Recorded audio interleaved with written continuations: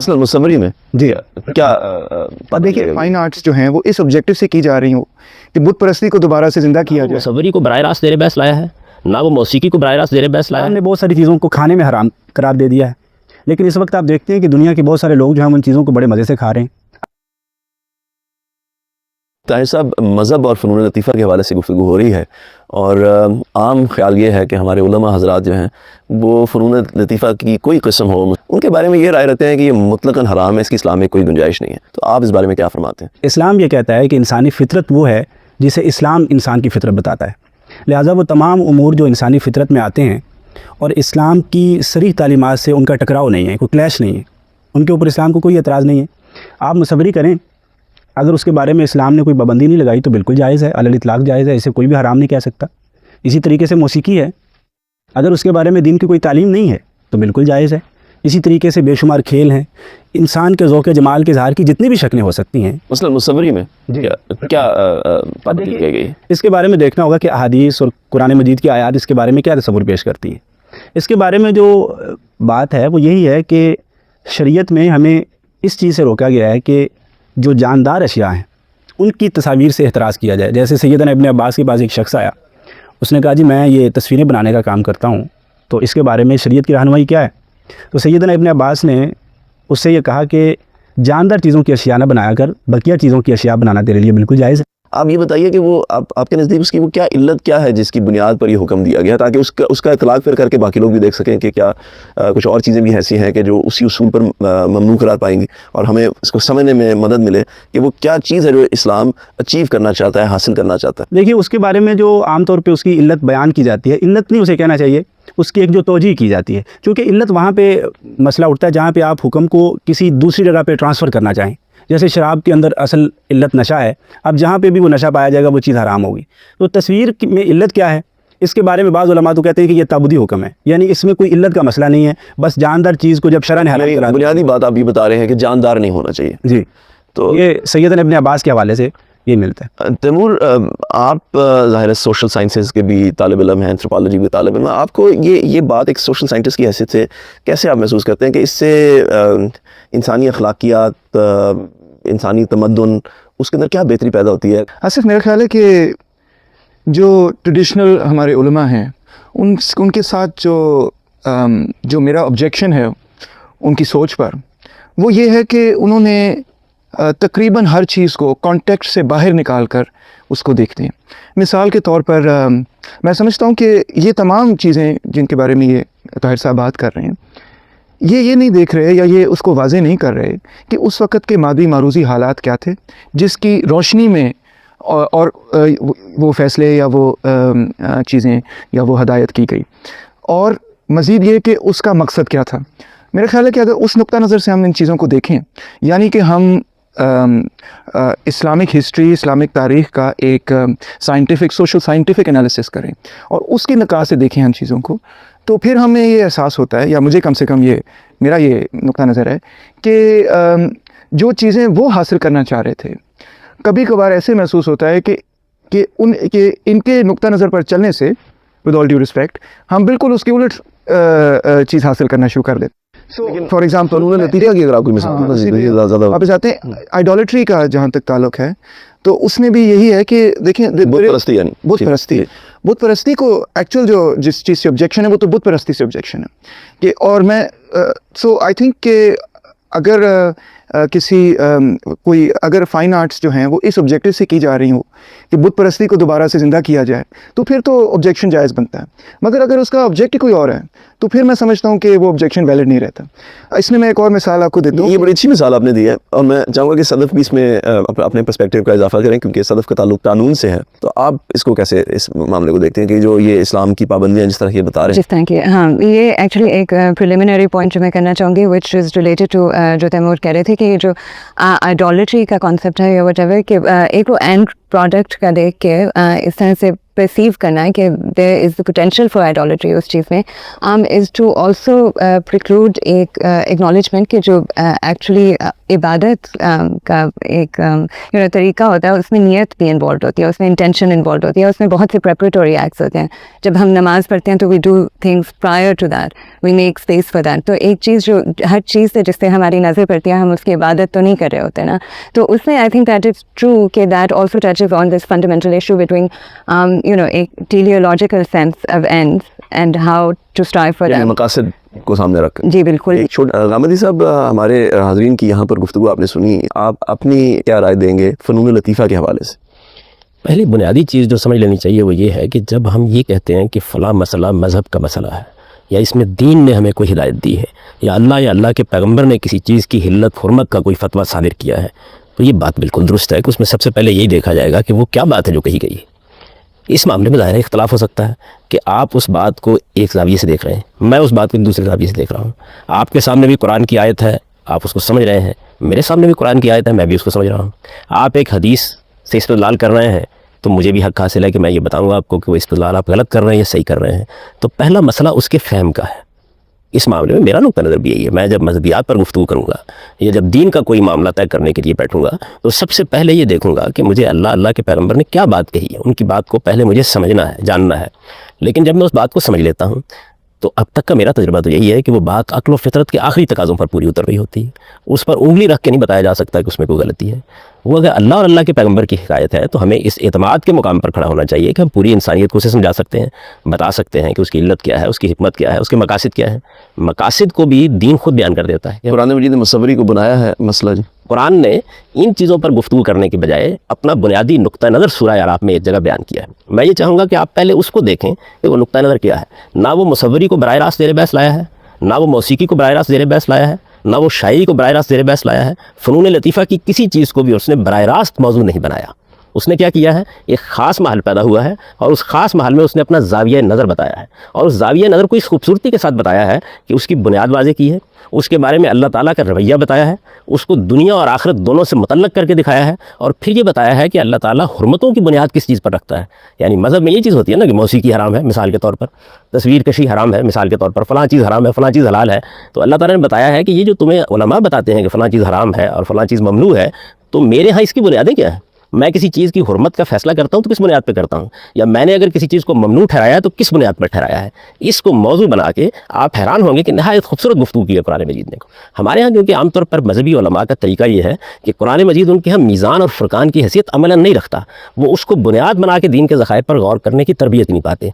उसका नतीजा ये निकलता है कि जो ज़ाविया नज़र है वो उनके सामने मुतय्यन नहीं होता, तो अहकाम बिखर जाते हैं. और ये ज़ाविया नज़र जो है जो सूरह आराफ में जिसकी तरफ आपने इशारा भी किया, ये आपके नज़दीक क्या मुतसादिम है इन आराज़ से कि जिनकी नुमाइंदगी अभी यकीनन मुतसादिम है, और मैं आपको बताऊंगा कैसे. उसकी थोड़ी सी वजाहत कर दें. देखिए कुरान मजीद में वहाँ मसला क्या ज़ेर बहस आया. ये सूरह आराफ कुरान मजीद की 7वीं सूरह है, और इस सूरह में 31-32 आयात हैं जिनमें ये मौजू बना है.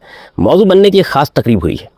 वो ये कि जब कुरान आया तो ज़ाहिर है कि वहाँ भी सूफियाना मज़ाहिब के कुछ असरात मौजूद थे. लोग उड़ियाँ तवाफ़ करते थे, लिबास पहनने को ख़ास तौर पर इबादत के मौके पर पसंद नहीं करते थे. उनका ख्याल ये था कि आप जितने ज़्यादा दुनिया की चीज़ों और आलाइशों से बालातर होकर इबादत करेंगे उतने ही खुदा के ज़्यादा करीब होंगे. ये मसला है जिस पर गुफ्तगू शुरू हुई है. कुरान मजीद ने कहाँ से बात शुरू की, फरमाया कि या बनी आदम खुज़ू ज़ीनतकुम इंद कुल्लि मस्जिद.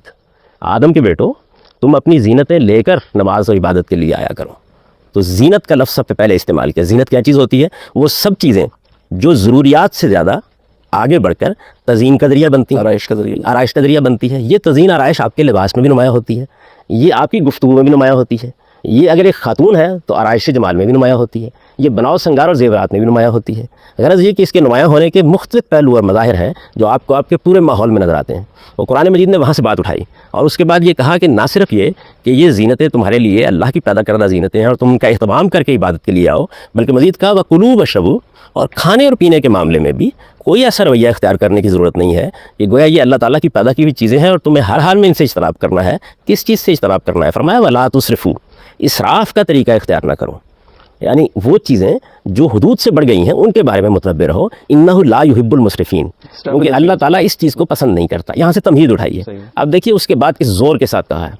ज़ाहिर है कि कुरान के सामने वो सूफियाना मज़ाहिब भी हैं, ये रवैया भी है, ये फ़नून लतीफ़ा और जमालियात की चीज़ें, अच्छा लिबास पहनना آپ کا گھر اچھا ہو, آپ کے اٹھنے بیٹھنے کی نشست اچھی ہو, جتنی اس طرح کی چیزیں وہ چونکہ عام طور پر مذہبی تاثرات میں اچھی نہیں سمجھی جاتی, یہ سمجھ لیجیے کہ اس کے لیے زینت کا لفظ قرآن استعمال کرتا ہے. اور پھر دیکھیں پورے زور کے ساتھ کہتا ہے کل من حرم زینت اللہ التی اخرج لعبادہ والطیبات من الرزق.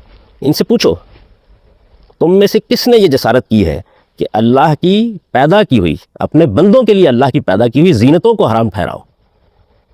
یعنی تمید یہاں سے اٹھائیے, کل من حرم زینت اللہ, یعنی اللہ نے جو اپنے بندوں کے لیے زینتیں پیدا کی ہیں اخرج لعبادہ, ان سے پوچھو اس نے اس کو حرام ٹھہرایا. حرام ہونے کی دلیل ہونی چاہیے, تمہارے پاس اس کے حرام ہونے کی کوئی دلیل ہونی چاہیے. اور بڑے زور کے ساتھ کہا ہے کہ میں نے تو یہ اپنے بندوں کے لیے پیدا کی ہیں. آپ دیکھیں مزید کیا کہا ہے, والطیبات من الرزق, یہ کھانے پینے کی چیزیں جن میں تنوع ہے, لذت ہے, ان میں سے بھی کوئی چیز ممنوع نہیں ہے, ان کے سارے طیبات بھی تمہارے لیے حلال ہیں. اور اس کے بعد اندازہ کیجیے کیا کہا, ہی للذین آمنوا فی الحیات الدنیا خالصۃ یوم القیامہ, میں نے تو یہ زینت کی ساری چیزیں اپنے نیک بندوں ہی کے لیے پیدا کی, میں نے ایمان والوں ہی کے لیے پیدا کی ہیں, اور دنیا کی زندگی میں فائدہ اٹھانے کے لیے پیدا کی ہیں. ہاں قیامت کے بعد میں اس کو انہی کے لیے خاص کر دوں گا. یعنی یہاں تو میں نے اس کا موقع دیا ہے. آپ دلچسپ بات دیکھیے نا, آپ اس آیت پہ غور کریں.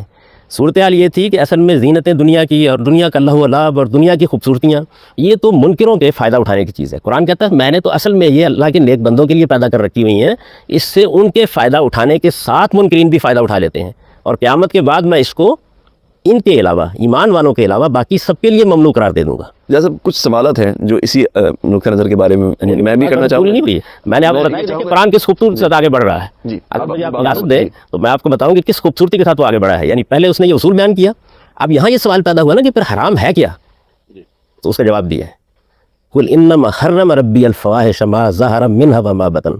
ان لوگوں سے کہو خدا نے تو صرف فواحش کو حرام کیا ہے, حق تلفیوں کو حرام کیا, والاسم والبغی بغیر الحق, سرکشی کو حرام کیا ہے, وان تشرکوا باللہ ما لم ینزل بہ سلطانہ, بغیر کسی دلیل کے خدا کا شریک ٹھہرانے کو حرام کیا ہے.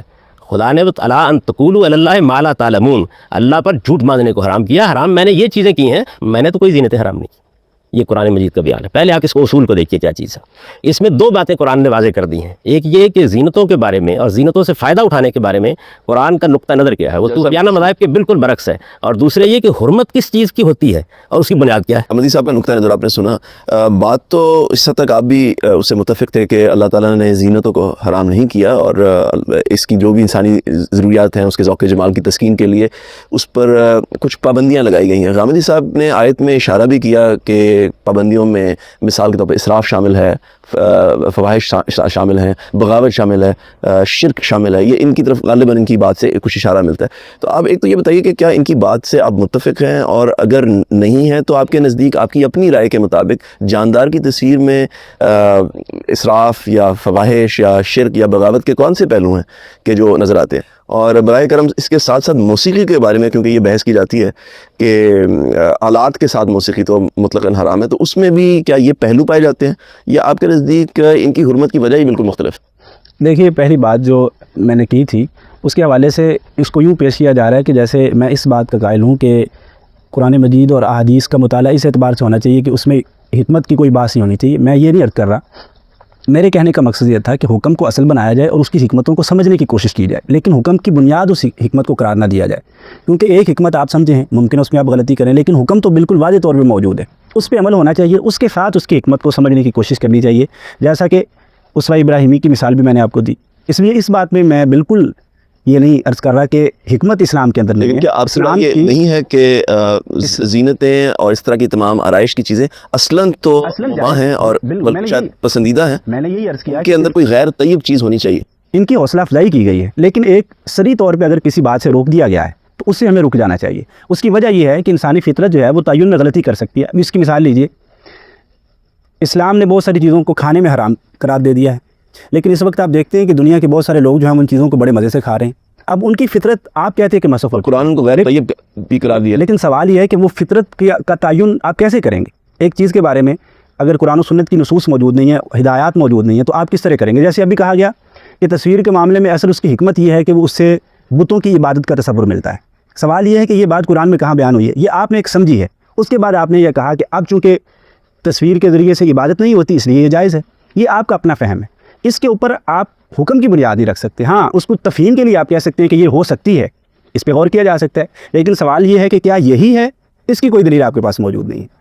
اب یہ کہ کیا ہے, یہ ہے قابل غور بات کہ وہ کیا ہے, لیکن اس کے ساتھ اس حکم کا براہ راست تعلق نہیں ہے. اور یہ جو اس کے اوپر پابندی ہے یہ کہ قرآن میں موجود ہے, یہ احادیث میں موجود ہے. نبی کریم صلی اللہ علیہ وسلم نے صراحت کے ساتھ یہ فرما رہے ہیں کہ یہ جو آپ کی بات سے ان کو اصلاً تو اس پہ جس گھر میں تصادیق, لیکن بہرحال جب خود نصوص کے اندر جس میں احادیث شامل ہیں اس کے اندر یہ پابندی لگا دی گئی ہے, تو اللہ کی پابندی کے بعد وہ کیا غیر طیب چیز نہیں بن جائے گی؟ میں نے تو یہ سمجھنا کہ پابندی لگائی بھی گئی ہے یا نہیں لگائی گئی. میں نے اسی لیے توجہ دلائی آپ کو کہ آپ دین کے احکام کی طرف اپروچ کیسے کریں گے, یعنی کیا اس طریقے سے اپروچ کریں گے کہ جو کچھ ہے اس کو ایک برابر کی سطح کے اوپر رکھ کر آپ اس سے احکام اخذ کرنا شروع کر دیں. سب سے پہلے یہ دیکھیں گے کہ مسئلہ زیر بحث کے بارے میں قرآن نے کوئی بات کہی ہے. اگر تو قرآن مجید نے براہ راست موسیقی کے بارے میں یا شاعری کے بارے میں یا مصوری کے بارے میں کوئی حکم دے دیا ہوتا پھر تو کوئی بحث کا سوال ہی نہیں تھا. لیکن قرآن مجید میں نے آپ سے عرض کیا کہ سرے سے یہ چیز موضوع بحث ہی نہیں بنی. حدیث میں تو آگے نہیں, میری گزارش سن لیجیے, براہ راست اس نے اس موضوع پر کوئی گفتگو نہیں کی. تو ابھی قرآن زیر بحث ہے. میں نے آپ کو یہ بتایا کہ قرآن مجید نے ان میں سے کسی چیز پر براہ راست کوئی حکم نہیں دیا, نہ اس کی نکیر کی ہے نہ اس کی نفی کی ہے. قرآن مجید نے ایک اصولی بحث اٹھائی ہے اور اس اصولی بحث کو سورہ اعراف میں اٹھا کر اپنا پہلے زاویہ نظر واضح کیا. یہی قرآن کا خاص اسلوب ہے اور یہی چیز اس کو اس کمال پر پہنچاتی ہے کہ جس کے سامنے پھر انسان عاجز ہو جاتا ہے. دیکھیے اس نے کس خوبصورتی کے ساتھ 3 باتیں بیان کی. ایک بات یہ بیان کی کہ اللہ تعالیٰ زینتوں کے بارے میں انسان سے کیا تقاضا کر رہے ہیں. یہ بتایا کہ ان کی حرمت کا میلان جو لوگوں میں پیدا ہو جاتا ہے بعض اوقات صوفیانہ نقطہ نظر پر زیادہ اپنے آپ کو منحصر کرنے کی وجہ سے, وہ کتنا غلط رجحان ہے. پھر یہ بتایا کہ عبادات تک کے معاملے میں اللہ تعالیٰ اس کو پسند کرتے ہیں کہ آپ زینتوں کا اہتمام کریں. اور اس کے آخر میں جو بات کہی ہے اس کو آپ نے غالباً قابل توجہ نہیں سمجھا, وہ یہ ہے کہ اس کے بعد یہ کہا گیا ہے کہ اللہ تعالیٰ کے یہاں حرمت ہوتی کن چیزوں کی ہے. اس میں جو الفاظ ہیں آدمی عربیت سے اگر واقف ہوتا ہے, کل انما حرم ربی الفواحش, خدا نے صرف یہ چیزیں ممنوع قرار دی ہیں اور اس میں یہ بتا دیا گیا ہے کہ ممانعت کی بنیاد کیا ہے. اب اس کے بعد پہلے ان چیزوں کو سمجھیے وہ کیا ہے. ان میں پہلی چیز جو ہے وہ فواحش ہے, ما ظہر منہا وما بطن, یعنی فحش چیزیں, خواہ وہ کھلی ہوں خواہ چھپی ہوں. ظاہر ہے کہ فحش کیا ہوتا ہے اس سے آپ بھی واقف ہیں, اس سے میں بھی واقف ہوں. اگر آپ اس کی بالکل تعریف کرنا چاہیں تو کہا جا سکتا ہے کہ جنسی معاملات اور جنسی اعضاء کا بغیر کسی ضرورت کے افشا, یہ فحش بنا دیتا ہے کسی چیز کو.